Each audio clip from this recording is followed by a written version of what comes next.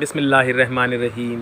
मैं हूं हसन रज़ा बुखारी एडवोकेट और आप देख रहे हैं एक्सपोज टाइम न्यूज़ की नशरियात। ईद के दूसरे रोज़ आपको दूसरे ईद की दिली मुबारकबाद।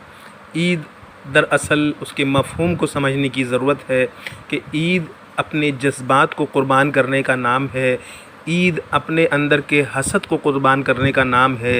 ईद क़ुरबान अपनी अना को क़ुरबान करने का नाम है। ईद दिखावा हरगिज़ नहीं है। इस ईद पर जिस तरह से जानवरों की खुदनुमाई की गई है, सड़कों और गलियों को बंद किया गया है, इंसानों को आने जाने में तकलीफ़ दी गई है। जानवर ईद के आप लाते हैं तो इसके रखने का भी एहतमाम करें। जिस तरह गलियों में चौराहों पर आपने टेंट लगाकर, कनातें लगाकर रास्ता ब्लॉक किया और कई रोज़ लोग अज़ियत का शिकार रहे, तो ये ईद नहीं है, ये आपकी खुदनुमाई है, आपकी बड़ाई है। तो ईद के मफ़हूम को समझें। हज़रत इब्राहीम अलैहिस्सलाम और हज़रत इस्माईल अलैहिस्सलाम ने जिस तरह से क़ुरबानी दी है, उनके असबाब पर नज़र रखें। अल्लाह के रसूल सल्लल्लाहु अलैहि वसल्लम ने जिस तरह क़ुरबानी को बयान किया है, खुतबा हज्जतुल विदा को पढ़ें, शब मेराज के वाक़े को पढ़ें और अपनी ज़िंदगी इन्हीं अमूर पर, इन्हीं अवामिल पर करने की कोशिश करें। इंशाअल्लाह हम लोग एक बेहतर मुसलमान साबित होंगे।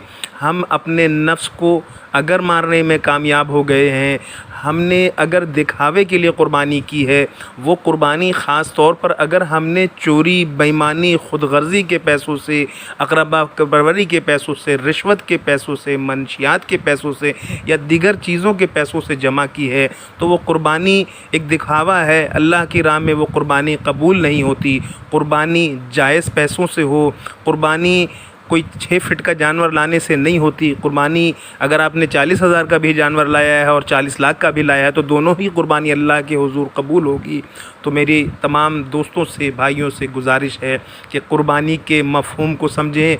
इस क़ुरबानी के मौके पर अपने गरीब दोस्तों को, अपने रिश्तेदारों को और दूर दराज के इलाक़ों में जहाँ पर गोश्त की तंगी है, जहाँ लोग इस नेमत से महरूम है, वहाँ पहुँचाने की कोशिश करें और अल्लाह से दुआ करें कि अल्लाह ताला हम सब का ख़ात्मा ईमान पर करे। आमीन सुम्मा आमीन या रब्बुल आलमीन।